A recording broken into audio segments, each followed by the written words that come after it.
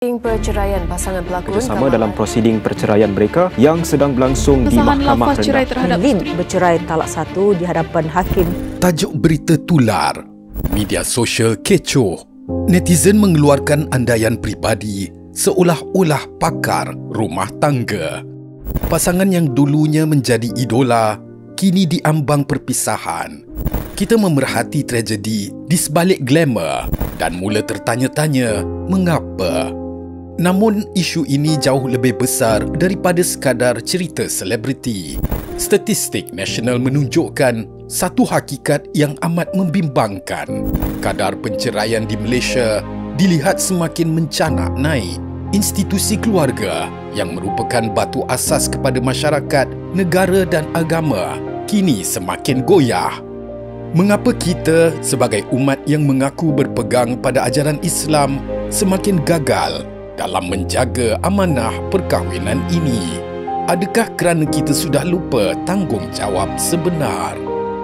Apabila rumah tangga runtuh, kita sering menyalahkan faktor luaran. Tetapi, diagnosis masalah seringkali tertumpu kepada kegagalan memahami peranan dan tanggungjawab teras, terutamanya peranan lelaki sebagai ketua keluarga. Islam telah meletakkan asasnya dalam surah An-Nisa ayat 34 yang menegaskan konsep lelaki qawwam. Qawwam bukan sekadar bermaksud ketua yang berkuasa mutlak. Qawwam adalah sebuah gelaran kehormat dan amanah yang sangat berat. Pemimpin, pelindung dan penyedia. Ia adalah gabungan sempurna antara tanggungjawab kewangan, fizikal dan yang paling penting, tanggungjawab emosi dan kerohanian. Namun, inilah realiti pahit yang wujud di hari ini. Qawwam yang hilang. Ramai lelaki hari ini hanya menyediakan wang, iaitu memenuhi tanggungjawab material, tetapi mereka hilang sepenuhnya dari sudut tanggungjawab emosi. Mereka tidak hadir dalam pengurusan konflik, tidak mengambil peduli soal emosi isteri dan membiarkan rumah tangga dipimpin oleh perasaan hampa. Qawwam yang zalim. Lebih malang, ada yang menggunakan otoriti qawwam untuk menzalimi isteri, mengongkong atau membiarkan isteri hidup dalam tekanan. Mereka gagal menjadi pelindung yang sejati.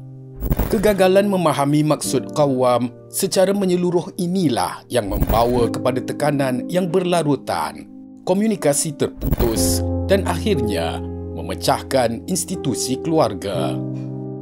Menyedari krisis ini, kerajaan melalui Jabatan Perdana Menteri Hal Ehwal Agama telah mengambil langkah serius.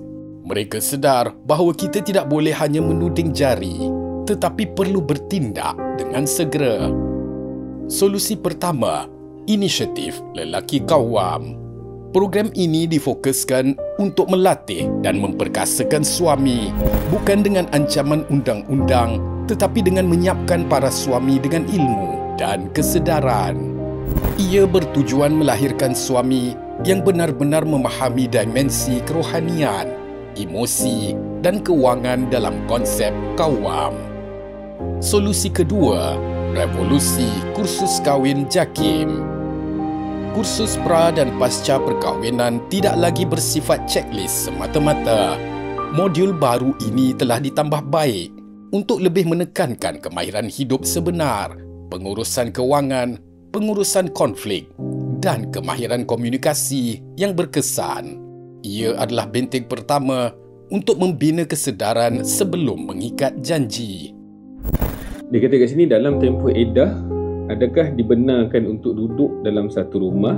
Boleh tak pihak mahkamah bertindak untuk mengatasi masalah gantung tak bertali?